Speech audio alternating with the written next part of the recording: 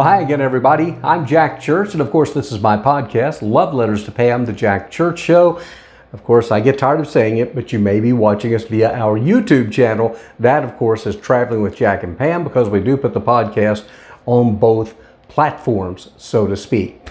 Well, today, the title, I believe if I remember what I titled this was, Widowed and Facing Life Alone. I know that kind of sounds a little bit dark, but it's kind of a reality as well. Now, it may not be long-term, short-term, it just depends on your situation. But I want to talk to you about some thoughts that I had today. And a visit I had with our good friend Lola, all of 94 years old. And Lola always has some great words of wisdom to share as well. But first of all, I wanted to talk about this idea of facing life alone. I've made it through year 1. I've made it through year 2. I am now completing year number 3 without my beautiful Pam. For you, you may be completing your first day, your first week, your first month. It may be 10 years, it may be 20 years. You may not have remarried. You may not have dated. You may be out there alone, so to speak. Sometimes by choice, sometimes by default, because sometimes we just get tired of trying. For me, being alone has been an adjustment, a huge adjustment, as it has for you as well, I'm sure. I want to talk about something, though, that's really been bugging me the last couple of weeks. I told a friend of mine, I said, I don't know if it's maybe has something to do with the cycle of the moon or something like that, the phase of the moon, sunrise, sunset times, things like that.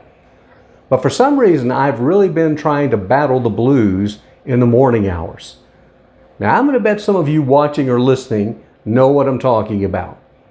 You finally get to sleep at night, and after we've gotten a few hours of sleep, oftentimes we may wake up, go back to sleep, wake up, go back to sleep, because again, that's alone time in the bed.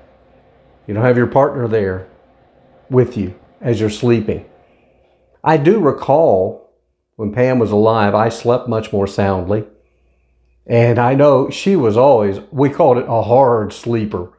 Man, I got to tell you, that woman, she could say, good night. Boom, she was out. And then she didn't wake up for another 8 or 9 hours. I wish I could do that now, but I can't.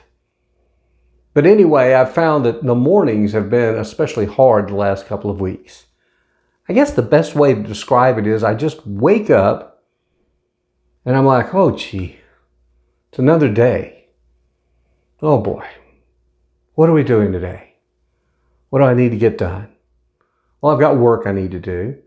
I do find, though, there's not quite that oomph that you used to have, that get up and go as far as the job goes. It's more like now sometimes our jobs have become more of just something we have to do. And sometimes we might start thinking, well, why do I even have to work? It's just me. I don't have anybody here to support. And then you go, well, I guess I got to support myself, so I'll keep working. You know what I'm talking about. Just life in general kind of loses that zest. Now, I know that a lot of you tune into these podcasts and these videos because I'm supposed to give you these uplifting messages that's going to change your life. The reality is your life has already been changed dramatically. And we talk about it's how we handle the change. But it's still really, really hard. And I get back to those mornings. And I found that on the really, really hard mornings, I still, jump in the shower, get out of bed. Don't lay there too long. That's not good. I'll usually try and maybe, I have a little Bible study app that's on my phone. I can either read it or I can hit play and they'll read it to me. That helps a little bit. Then I turn on sports talk radio out of Knoxville. That's the beauty of nowadays in electronics. I may live on the West Coast, but I can listen to my beloved sports teams, the Tennessee Vol talk, put it on the phone and listen to it as I go in and take a shower and then get out of the shower. And you start to feel a little better, you've gotten going, right? Then I've noticed if I'm still feeling a little down, that what I need to do is go down to the local coffee shop. There's one just around the corner from me. So I'll go down there. I'll even take my laptop and I'll get a cup of coffee, check my morning emails, things like that. It just feels better being out of the house and doing that. And then there are times I go, this is nuts. I'm paying $3. Then I'll usually tip $1 as well. So I spent $4 on a cup of coffee. I could have made 15 cups at home for that. And then I start thinking, am I wasting money? And then I'm like, well, again, we get back to, it's just me. So what? Oh, well, I spent $4 on a cup of coffee. So we do that. And then we go through the course of the day and we may get busy and things are going pretty well. And then every evening I try and get in a hike at one of the local area mountains out here. Or if it's a little too late, I at least go through some walks through the neighborhoods here. Bottom line, try and get a good 3 or 4 miles of good brisk walking. And sometimes if I'm really feeling, a real charge, I'll run for just a little bit because again, that exercise makes a big difference. And then I get in for the evening and it's time to make dinner. I still do menu planners. I've told you that. It's very important to do that. Have a task.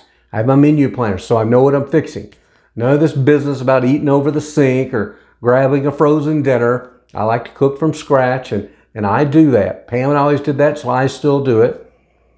And so generally then I have my dinner and maybe, catch something on Netflix, catch a ball game, maybe catch up on some of my emails from you guys and girls out there, check up on our Facebook page, do all that kind of stuff. And then it's time to go to bed. And then it's like, here we go again. Back to the empty bedroom, back to the empty bed, back to trying to go to sleep, wake up, go to sleep, wake up. We're doing it all over again. Now this leads into my conversation with Lola today. 94-year-old Lola. I was talking with Lola, and unfortunately Lola now lives at a nursing home. And I want you to know though, Lola is light years ahead of most of the residents there. It's just through an unfortunate set of events that she has to be there to get some of the care that she needs. But Lola still gets out and about. Sometimes when I visit her, I actually will put her in the car and we'll go to a local coffee shop, something like that. And they tell me she's the only person that ever leaves there, which that's great though. And now I try and go over there at least once a week now that I'm living in the same city as she is. And I get these donuts from a local donut shop that she loves to hand out to some of the staff there. And then she shares them with this coffee club group that she meets with every day. Lola doesn't eat them. She's kind of like me, tries to eat healthy all the time, even at 94. But it's kind of fun. And I enjoy doing that for her and for her friends and some of the workers there. But we were having an interesting conversation today. And I asked her, I said, Lola, how have you been lately? And she goes, well, she says, I've never been the type person that felt depressed, but she says, I've been battling that lately. She goes, I wake up in the morning here, and she says, and I look around and I go, why am I here and what am I doing today? And of course, then I'm like, wow, Lola, I said, it's not the same set of circumstances. I do at least get to get out a little more. I know you'd love to be out as much as me, but I said, I can kind of relate. I said, you were pretty young when you lost Keith. That was her husband, and we knew Keith. We called him Grandpa. And she goes, yeah. She says, it's been 26 years now since I lost Keith. And I thought, 26 years. I said, Lola, that's a long time to have lived alone. She goes, far longer than I ever wanted to be or planned on being. And I said, Lola, I said, I totally get that. I said, every night before I go to bed, I said, I pray, God, I'm perfectly fine if I don't wake up tomorrow. I would love to end up in heaven tomorrow morning. But I said, every morning it seems I wake up and I'm facing another day. And she goes, yep. She says, I totally get it. She says, we just want to be with our loved ones, or at least be in that place where they are with them or around them, and just leave this all behind. And I said, yeah, totally get that. And we move from that. This is me and a woman who is 3 decades plus older than me, but we're having some similar experiences. And I'm telling you that because whether you're 21, 51, 71, or 91, we all experience that aloneness. And it's part of the grieving process. And I'm here to tell you, somebody asked me one time, what's the number one question someone asks after they lose someone? And it's this: we immediately start asking, when do we start feeling better? Is it 6 months? Is it a year? Do you feel better after 2 years? What about the third year? How about the fourth year? And those of us that are going through this process know that there are changes. In some respects, it gets better, but in many respects, there's a lot of sameness as well, some of the same issues that we deal with. I equate it to mold in the shower. Now, this is going to sound really weird, but think about it. Okay, so you've got mold in the shower. It's growing. You got to kill it out. So you kill it out. You get some bleach, whatever, some cleaner. You get it out. The shower's all fresh and clean and bright again, and you feel good about the shower. But the thing about mold is, no matter what you do, it seems to always creep back in. So it comes back in, and we clean it again, and we clean it again. We feel better, and then it comes back, and we go down. And I kind of think that's what this whole grief thing is like. We go through cycles. We always will. We go through cycles where it feels like it's getting a little better, and then boom, it hits us. It's like that heavy, wet blanket we've talked about before that just kind of hangs over us. And man, there are some days it is just tough to shake. And that's where Lola and I started talking about, we started talking about if you ever had thoughts of taking your own life. And she goes, gosh, yeah. She says, after I lost Keith, she says, my world came crashing down. She says, I just wanted to leave this world behind and chase him to heaven. And I said, yeah, I was the same way, Lola. And I said, I still have sometimes those dark thoughts. And I said, I always tell people, though, it doesn't mean you're suicidal. It doesn't mean you're crazy. It just means you're normal, right? And she goes, absolutely. She says, we both, though, too, share the same thought. I told her that story I've told you guys before about us standing on a street corner. And I thought, hey, I'll just walk out in the traffic. It'll be over. I'll be in heaven. All is going to be good. And I said, but knowing my luck, I'll just be maimed and be a burden for a bunch of people out there. And Lola laughed. She goes, I've had the exact same thought. She says, I've thought about before just driving the car off into the Grand Canyon. But she says, knowing me, the airbag would save my life and I would survive a crash in the Grand Canyon. And we laughed about that because it was just perfectly ridiculous, of course. But again, a lot of words of wisdom from Lola today. And she said that she really does look forward to when she can finally leave this earth and go to heaven, because she knows that's where the final reward's going to be. We both talked about, we know there won't be any more tears there. There won't be any more pain there. It'll be a joyful time, and we can hardly wait to get there. And then that age-old question, will we be reunited with our loved ones? Well, we don't know 100% sure. There's all kinds of different opinions on that. Let's not start a debate with that. Bottom line is, I get back to what Pam said, and Lola said it today as well. And that is, once you get there, it's not going to matter. Because everything on this earth, it's in the rearview mirror. You're not going to think about it. You're not going to look at it. You're going to just be looking forward, and it's all going to be good. It really is. But as for fighting those morning blues and those evening blues and those blues in general, I'm going to tell you, it's just a tough road. It's just something we have to deal with. And we will get through it. You just have to keep putting one foot in front of the other. Staying busy is incredibly important. Sometimes it can be exhausting, can't it? It's just like feeling sad can be exhausting. It's like all your friends and relatives and all, they're like, come on, we want you to feel better. Can't you feel better? You seem better. Do they really think you don't want to feel better? Do they think we want to feel like this? No.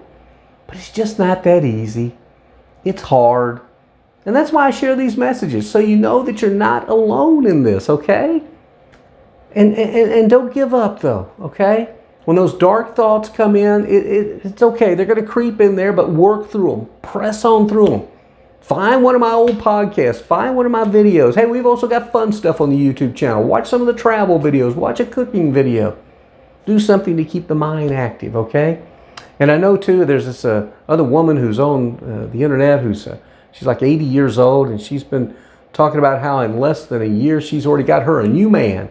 And she says, it's amazing. She says I got remarried, and she says, couples are asking us out already. And I thought, yeah, that's true. You're back in the club. You're back in the couples club. A lot different, isn't it? It sure is. But those of us who are living it alone and single, well, it's a little tougher road for us. But we can still find some moments of joy. It's kind of like when somebody asks me, how am I doing? You know, I've often told you, do you really want to know? My stock answer really is, as for how I'm doing, well, I'll tell you guys. This is how I'm doing these days, okay? I'm still sad. I'm still lonely, but I still have moments of joy. And I'm still finding from time to time purpose in this life here. And that's what I want you to do as well. Hey, thanks for watching. Thanks for listening. Keep subscribing to our YouTube channel and also the podcast, Love Letters to Pam, the Jack Church Show. Until we see you next time, have a great day. Better yet, make it a better tomorrow, and bye now.